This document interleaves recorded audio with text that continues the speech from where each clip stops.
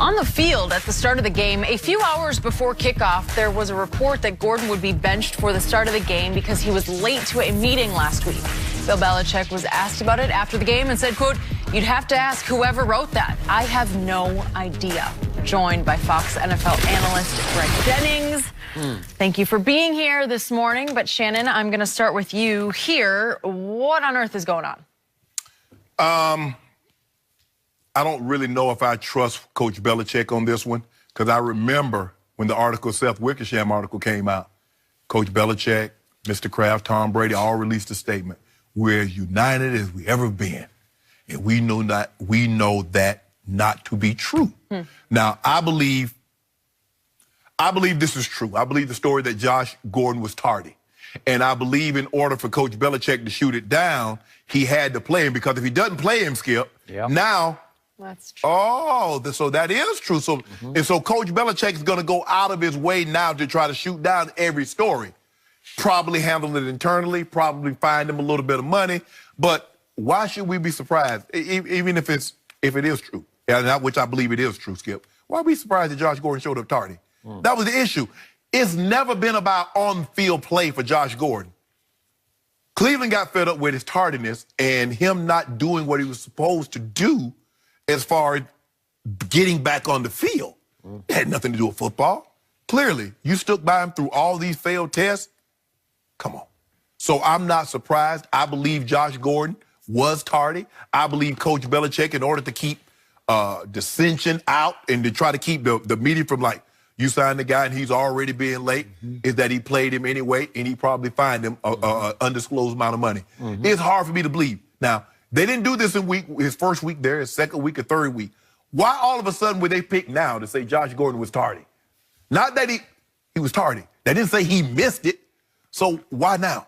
So I believe that there's some truth to this statement. Yep. I definitely believe that there's truth to this statement. However, I would like to take this approach and say that when you're dealing with the New England Patriots, they're going to do things their way, regardless of what the perception is that is out there. There were reports even on the sideline before the game. Josh Gordon isn't, Lisa Salters, Josh Gordon isn't expected to start because whatever took place. But I believe that when you evaluate a player like Josh Gordon and you decide we're going to bring him into the fold, he requires his own disciplinary actions. Either it's going to be a full-out hammer down, or you're going to take your arm and you're going to put it around his shoulders and say, son, let's talk about this. And I think that was the approach, because if you do bench him, you don't know what you're getting after that. You don't know what that spiral effect will have. You don't know if he's going to be mentally locked in this game currently, or what you're going to get thereafter, moving forward. And so I think this was a decision that was made by Bill Belichick and his staff and whomever else, saying, look, I don't know if this is the right decision to make to bench him, because we know that he helps us.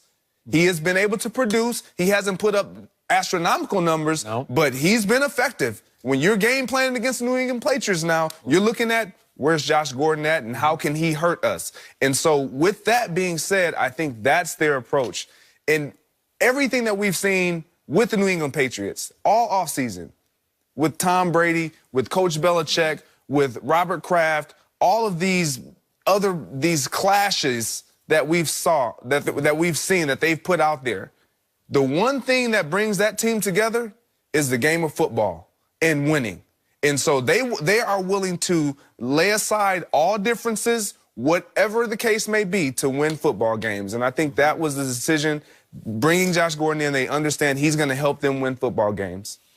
So there's also another report that said Josh Gordon was late for the team bus to the airport.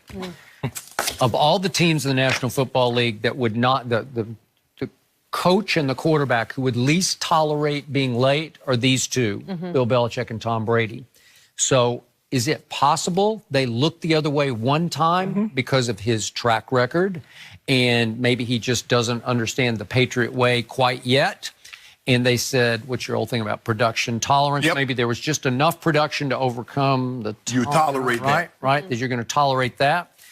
But I'll be the first to admit, even though I thought that Josh Gordon could be the closest thing to Randy Moss that Tom Brady has had since Randy Moss, I'm not seeing sudden anymore from Josh Gordon. I'm talking about burst. I'm talking about lift. I don't see it. I don't see electrifying where I say, whoa, the way I did back in 2013 at Foxborough when he just put on a show for the Cleveland Browns where they just couldn't cover him. That was Hall of Fame arc that he was on. I saw a potential Hall of Famer if he could obviously beat his demons and continue to play at that level as a wide receiver. And yet, he's been, to your point, effective, and I do think he changes game plans a little bit.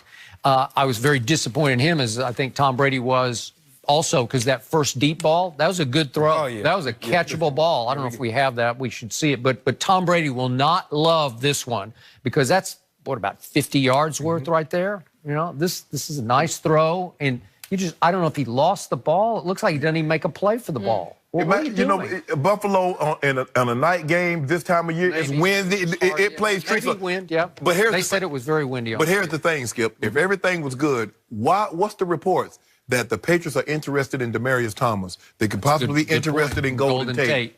See, the thing is, let's not get caught up. Just because he wasn't benched doesn't mean something didn't happen. That is correct. So if they land one or both of those players, is it highly possible Josh Gordon's out? Could be. Yep. It wouldn't surprise me at all. Wouldn't surprise me. They just don't put up with that. And you guys know from your experiences with your teams, you can't be late for the bus. You can't be. You know what's happening. And for me, look, I understand that some coaches have things that are lenient, and obviously all players don't get treated the same. Because they ask Mike Shanahan, well, if a player's late, what happens? Well, we leave without him. Well, what if it's John Elway, Terrell Davis, and Shannon Sharp? Well, we're not in a hurry.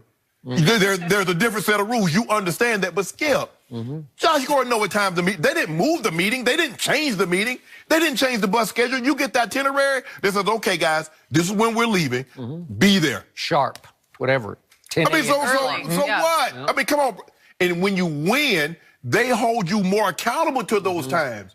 And that's, you know, because they feel you're winning. Well, you were late. That's why we lost the game. Come on, bro. The other team didn't know I was late. I mean, so what how you gonna say that's what cost us the game? But be on time. Why is your time? See, for me, I always felt you telling me your time is more important than mine. I had to get up. I had to get here on time. But your time was more important, so you figured you could sleep in an extra 10, 15 minutes. Well, nah, bro, they ain't had work. Come on, Josh, you get a sec. I mean, somebody gave you a second opportunity, and you come do this. Come on, man. So is it possible, because Brady's been raving about Josh Gordon, that he's saying from here on, I'm going to come pick you up to take you to the... Man, I wish I might pick somebody up. That's not happening. No. That's not happening. No, Skip, ain't no. But you do make a really good point about the trade rumors and the interest that they have in all these other... They are looking to acquire another receiver. And it doesn't have to mean that Josh Gordon is out. But when you look at their receiving core, their room, you're not... Edelman is locked. You're looking at... Patterson. Hogan. Hogan is a lot because he's consistent. You know what you're going to get. You do. He's reliable and he's consistent. So you can't replace him with somebody that you're bringing in that's going to have to then learn the offense, and then you're saying, we trust Josh Gordon more than you. That's not the case. Well, what if they're saying, you know, look, we got Josh and we think, but what happens if? Exactly. I think that's their approach. We don't... Look, yes, we'll bring this on, and if it works out, high risk, high reward. Yeah. But if it doesn't, we didn't lose anything. We got a fallback plan. We got a fallback plan. I just can't believe Bill Belichick would just say, I'm going to squash this by, I'm just going to play. I'm gonna let this one slide. This one's on me. The next one's on you. See, I don't necessarily think that he wouldn't, because we've seen Bill Belichick wants to be right.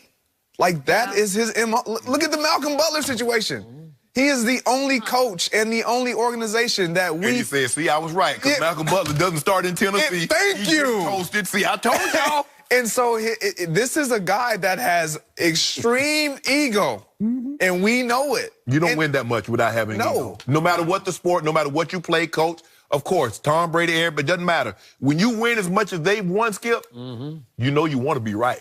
I got to be right. Yep. And see, he was right, Skip. Malcolm, that's why he didn't play him. Gave up 41 he said points to Nick Foles. He said if we'd have played Malcolm, we'd have gave up 51.